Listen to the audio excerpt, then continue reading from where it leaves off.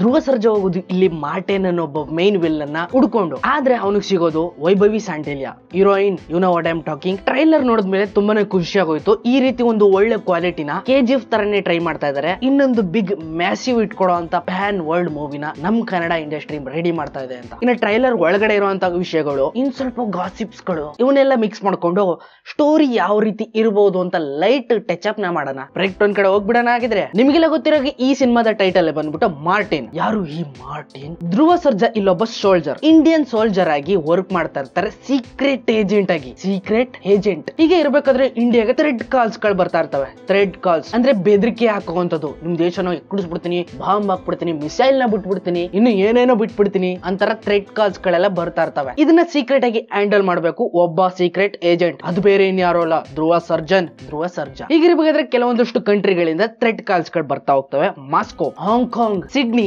Turkey, Berlin, ಇನ್ನು ಕೆಲವೊಂದಷ್ಟು ಕಂಟ್ರಿಗಳಿಂದ ಇದೇ ರೀತಿ ಥ್ರೆಡ್ ಕಾಲ್ಸ್ ಗಳು ಬರ್ತಾ ಇದಾವೆ. ಇದನ್ನ ಟ್ರ್ಯಾಕ್ ಮಾಡೋದಕ್ಕೆ ಸೀಕ್ರೆಟ್ ಏಜೆಂಟ್ ಆಗಿ ಒಬ್ರು ಹೋಗಿರ್ತಾರೆ, none other then Dhruva Sarja. ಇದೆಲ್ಲ ಥ್ರೆಡ್ ಕಾಲ್ಸ್ ಹಿಂದ್ಗಡೆ ಇರೋದು ಒಬ್ಬನೇ ಒಬ್ಬ ವ್ಯಕ್ತಿ, ಮಾರ್ಟಿನ್. ಇಲ್ಲಿ ಮಾರ್ಟಿನ್ ಅಂತ ಬಂದ ತಕ್ಷಣನೇ 3 ವಿಲನ್ಸ್ ಗಳನ್ನ ಆಲ್ರೆಡಿ ಕ್ಯಾಸ್ಟಿಂಗ್ಸ್ ಅಲ್ಲಿ ರಿವೀಲ್ ಮಾಡ್ಬಿಟ್ಟಿದ್ದಾರೆ. ನಿಖಿತಿನ್ ದೀರಾ, ನವಾಬ್ ಶಾ, ರೋಹಿತ್ ಪತಕಿ, ಇವ್ರು 3 ಜನ ನೆಗೆಟಿವ್ ರೋಲ್ ಅಲ್ಲಿ ಕಾಣಿಸ್ಕೊತಾ ಇದಾರೆ ಸಿನಿಮಾದಲ್ಲಿ. ನಾನ್ ಥಿಂಕ್ ಮಾಡ್ತಾರೋ ಪ್ರಕಾರ ಇವ್ರು 3 ಜನ ಈ ಸಿನಿಮಾದ ಮೇನ್ ವಿಲನ್ ಅಲ್ಲ, ಬೇರೆ ಇನ್ನೊಬ್ಬನು ಕೂಡ ಇರ್ತಾನೆ. ಅವನನ್ನ ಇನ್ನೂ ರಿವೀಲ್ ಮಾಡದೇನೆ ಸೀಕ್ರೆಟ್ ಆಗಿ ಇಟ್ಟಿದ್ದಾರೆ. ಟ್ರೈಲರ್ ಒಳಗಡೆ ನವಾಬ್ ಶಾನ ನೋಡಬಹುದು ಪಾಕಿಸ್ತಾನಿ ಮಿಲಿಟರಿ ಏಜೆಂಟ್ ಆಗಿ. ಬಟ್ ಉಳಿದಿರುವಂತ ಈ 2 ನೆಗೆಟಿವ್ ರೋಲ್ ಇದುವರೆಗೂ ಅಪಿಯರೆನ್ಸ್ ನ ಕೊಟ್ಟಿಲ್ಲ. ಟ್ರೈಲರ್ ಒಳಗಡೆ ಇವ್ರನ್ನ ಇಡನ್ ಆಗಿ ಇಟ್ಟಿದ್ದಾರೆ. ಇರ್ಬೋದು ಸೆಕೆಂಡ್ ಟ್ರೈಲರ್ ಬಂದಾಗ ಅದ್ರೊಳಗಡೆ ಇವ್ರಿಬ್ರನ್ನ ರಿವೀಲ್ಡ್ ಮಾಡುವಂತ ಸಾಧ್ಯತೆಗಳು. ಇವುಗಳ ಮಧ್ಯೆ ಸ್ವಲ್ಪ ಲವ್ ಇಲ್ಲ ಅಂದ್ರೆ ಫ್ಯಾನ್ಸ್ ಗಳಿಗೆ ಮೂಡ್ ಬರಲ್ಲ ಅಲ್ಲ. ಸಿನಿಮಾದಲ್ಲಿ ಬರೀ ಧ್ರುವ ಸರ್ಜಾ ಮೇಲೆ ಮಾತ್ರ ಫೋಕಸ್ ಹಾಕಿದ್ದಾರೆ ಅಂತ ಅನ್ಕೊಳ್ಳೋದಕ್ಕೆ ಹೋಗ್ಬಿಡಿ. ಹೀರೋಯಿನ್ ಕೂಡ ದೊಡ್ಡ ಕೈನ ಎತ್ತಿದ್ದಾಳೆ ಈ ಸಿನಿಮಾದಲ್ಲಿ. ಹೀರೋಯಿನ್ ಕೂಡ ಇಲ್ಲೊಂದು ಕ್ಯಾರೆಕ್ಟರ್ ನ ಪ್ಲೇ ಮಾಡ್ತಾ ಇರ್ತಾಳೆ, ನಮ್ಮ ಇಂಡಿಯಾನ ಸೇವ್ ಮಾಡೋದಕ್ಕೆ. ಸೀಕ್ರೆಟ್ ಆಗಿ ಮುಕ್ತಿ ಲುಕ್ ಅಲ್ಲಿ ವಿಲ್ಲನ್ ಕಡೆ ಇರಬಹುದೇನೋ ಹೀರೋಯಿನ್. ಹೀಗಿರ್ಬೇಕಾದ್ರೆ ಭಾರತದ 4 ಮೂಲೆ, ಒಂದು ಮೂಲೆ ಬಿಟ್ಬಿಡಿ ನೀರು ತುಂಬ್ಕೊಂಡ್ಬಿಟ್ಟಿದೆ, ಇನ್ನು ಉಳಿದಂತ 3 ಕಡೆ ಲಾಕ್ ಮಾಡಿ ಇಟ್ಕೋತಾರೆ ಧ್ರುವ ಸರ್ಜನ್. ಪ್ರೊನೌನ್ಸಿಯೇಷನ್ ಮಸ್ಟ್, ಧ್ರುವ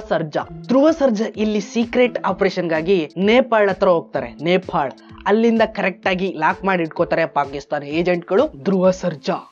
ಈ ಜೈಲ್ ಒಳಗಡೆ 2 ಹಲ್ಕ್ ಜೊತೆ ಫೈಟ್ ಮಾಡ್ಬೇಕು ಧ್ರುವ ಸರ್ಜಾ ಅವರು. ಅದ್ರ ಜೊತೆಗೆ ಜೈಲಿಂದ ಎಸ್ಕೇಪ್ ಕೂಡ ಆಗ್ಬೇಕು ಇಂಡಿಯಾನ ಸೇವ್ ಮಾಡೋದಕ್ಕೆ. ಅದಕ್ಕೋಸ್ಕರನೇ ಇವರು ಬಾಡಿನ ಈ ರೀತಿ ಬಿಲ್ಡ್ ಮಾಡಿ ಪುಷ್ ಮಾಡಿದ್ದಾರೆ.